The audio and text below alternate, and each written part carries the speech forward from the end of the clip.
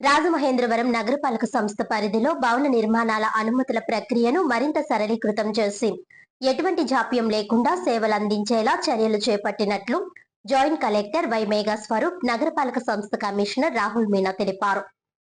గురువారం నగరపాలక సంస్థ కార్యాలయంలోని పీజీఆర్ఎస్ హాల్లో joint collector Y Megha Swaroop తో కలిసి confederation of real estate developers association of India CREDAI Rajamahendravaram శాఖ సభ్యులతో సమీక్షా సమావేశం నిర్వహించారు. ఈ సందర్భంగా నగరంలో రోడ్ల విస్తరణ, మౌలిక వసతుల కల్పన, భవన నిర్మాణ అనుమతుల ప్రక్రియపై విస్తృతంగా చర్చించారు. నైతిక విలువలు, పారదర్శకతను పెంపొందిస్తూ వినియోగదారుల ప్రయోజనాలే లక్ష్యంగా తమ సంఘం సేవలు అందిస్తోందని క్రెడై సభ్యులు తెలిపారు.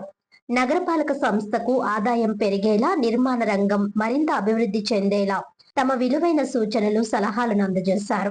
నూతన లేఅవుట్లు, అభివృద్ధి చెందుతున్న నిర్మాణ ప్రాంతాల్లో రోడ్లు, డ్రైనేజీ, త్రాగునీటి సరఫరా, వీధి దీపాలు వంటి పౌర మౌలిక సదుపాయాలను మెరుగుపరచాలని సభ్యులు కోరారు.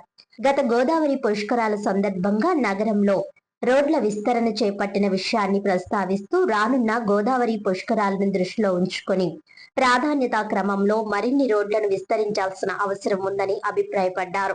Joint collector Y Megha Swaroop మాట్లాడుతూ ప్రభుత్వ నిబంధనలకు అనుగుణంగా నిర్మాణ రంగం అభివృద్ధి చెందేలా అధికారులు, నిర్మాణ రంగ ప్రతినిధులు పరస్పర సహకారంతో పనిచేయాలని సూచించారు. రాజమహేంద్రవరం అభివృద్ధికి అందరూ భాగస్వాములు కావడంతో పాటు రానున్న గోదావరి పుష్కరాలను విజయవంతం చేసేందుకు సమిష్టిగా కృషి చేయాలని పిలుపునిచ్చారు. అనంతరం కమిషనర్ రాహుల్ మీనా మాట్లాడుతూ భవన నిర్మాణాలు, లేఅవుట్ల అనుమతుల విషయంలో నిబంధనలను మరింత సులభతరం చేస్తూ రాష్ట్ర ప్రభుత్వం ఎప్పటికప్పుడు కీలక ఉత్తర్వులు జారీ చేస్తోందన్నారు. భవనాలకు సంబంధించి ఆక్యుపెన్సీ సర్టిఫికేట్ ను నగరపాలక సంస్థ జారీ చేస్తుందని, మార్టిగేజ్ రిలీజ్ ప్రక్రియ రుడా పరిధిలో ఉంటుందని వివరించారు. నూతనంగా నిర్మించే భవనాల్లో ప్రజల భద్రత దృష్ట్యా ర్యాంపులు ఎట్టి పరిస్థితుల్లోనూ రోడ్లపైకి రాకూడదని స్పష్టం చేశారు.